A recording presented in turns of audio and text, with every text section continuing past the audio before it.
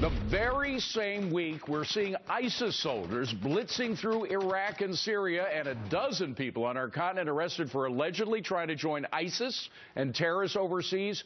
Our president saying the immediate risk to our national security is this. Climate change constitutes a serious threat to global security, an immediate risk to our national security.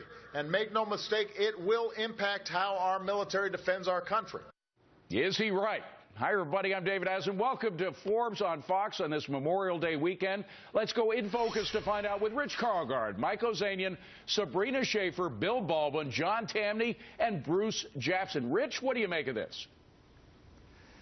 I just don't get how the president can say words like immediate risk and urgent threat to describe climate change and then leave us all hanging, wondering what he meant by that. I mean, this is what con artists do. They try to scare you, but don't give you any specifics. Meanwhile, ISIS controls 50% of Syria. 2 people in L.A. tried to join ISIS this week. 10 people in Canada tried to join ISIS this week. You know, that is a far more pressing threat.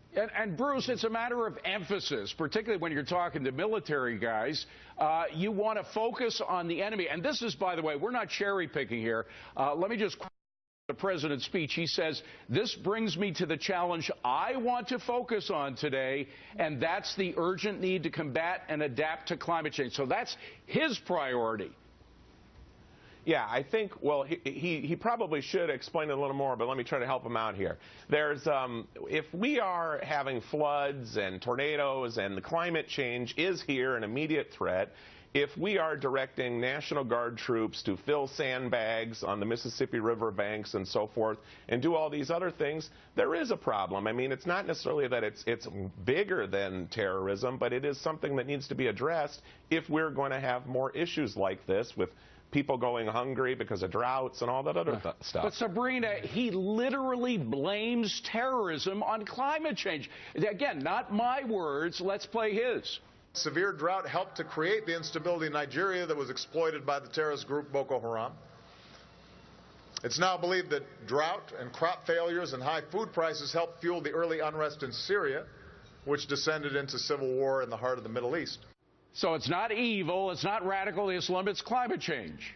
Yeah, I mean, this is so confused. I mean, I think Charles Krauthammer put it best earlier this week, and he said the scariest part of what we're facing is that we have a president who sees climate change as a bigger threat than radical Islam and what we're facing overseas.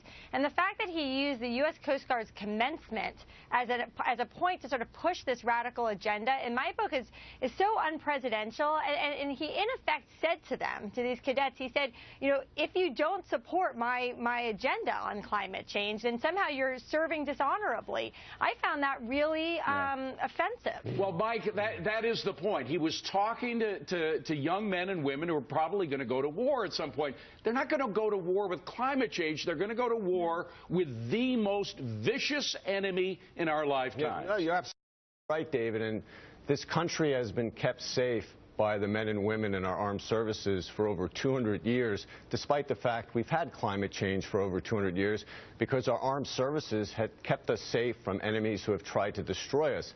You know, I can't really see General Patton delivering this kind of speech, you know, in Europe. That's a great point. But the scariest thing to me is that I really think Obama believes what he says.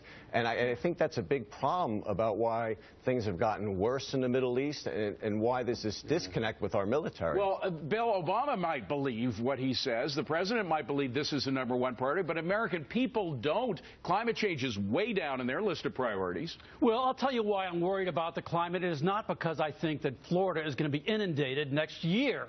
I think that when we get carbon restrictions, and they will come someday, that they will lead to fights over carbon restrictions. They will lead to trade wars. The trade wars will lead to uglier confrontations. And let's not forget that the precipitating factor 73 years ago in Pearl Harbor was a U.S. oil embargo against Japan. These things can blow up. But John, there's nothing uglier than the enemy that we now face. I mean, these are people that burn folks alive, that decapitate children, for God's sakes.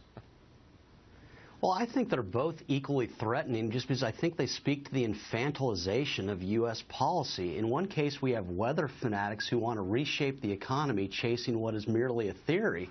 But in the other, we have the most powerful military on earth and the most powerful nation letting its foreign policy be dictated by a bunch of low-grade thugs on the other side of the world. I think in both instances, we've got to calm down. Well, Rich, low-grade thugs, these folks are about to become a country. Let's face it, they've taken over at least half of Syria. They've taken over major cities in Iraq.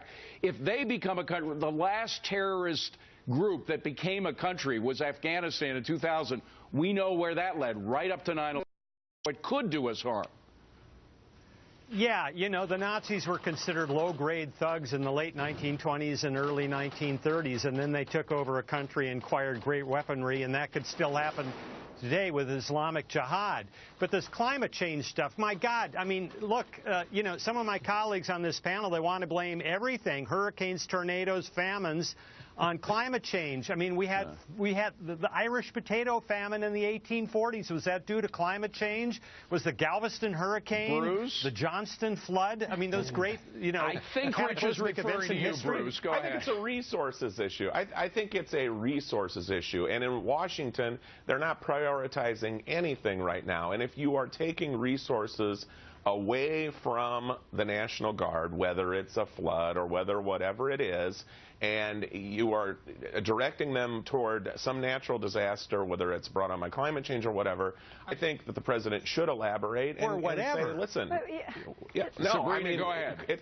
Yeah, I mean, let's also, I mean, the alarmism and hysteria that this administration likes to promote, especially related to climate change, is unbelievable, especially as we have an $18 trillion mounting national debt. If we want to talk about national security threats that are outside of overseas real threats to us, let's talk about the mounting debt that he is perpetuating through massive programs like Obamacare.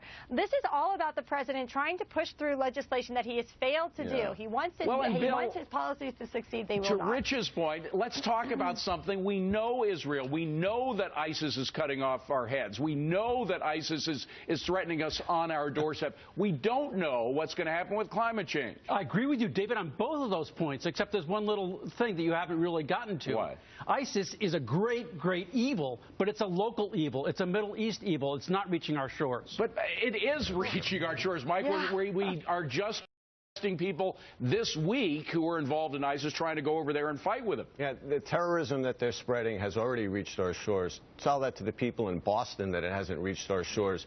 If Iran gets a nuclear bomb, it will have a huge impact on this country. This president, when he said ISIS was the JV squad, you know, no offense to John Tamney to compare him to President Obama. I'm sorry, John, but you saying this is a little organization. You remind me of President Obama here. I mean, this is part of a group that wants to eliminate Israel and wants to eliminate the United States. That's their stated goal. John, go ahead. And so we're fearful of, again, a bunch of 20-year-olds on the other side of the world being funded by a bunch of trust fund billionaires over there that they can somehow take out this country. I just don't think it's a credible John, when threat. you look at a map, John, when you look at a map at what they have done, what they have accomplished, you may not like to agree with it, but it's true. They have accomplished a lot. They have taken over huge swaths of the Middle East right now. They're not a JV team. Well, again, I guess I'd rather shoot at people. I don't even know these people. I don't get why that is a threat that impacts our national security here. What goes on over there is over there, and I think we elevate them by taking them so seriously. John, we're going to give you the last word on that one, but again, I got to say, be careful. I don't want to get any close to these people. I want to keep them at bay before they reach our shores. Thank you very much, though, gang. Interesting discussion. Meanwhile, she is Al Sharpton's daughter, and she's suing New York City for $5 million because of a sprained ankle. But did this picture of her just show why we need to stop frivolous lawsuits once and for all?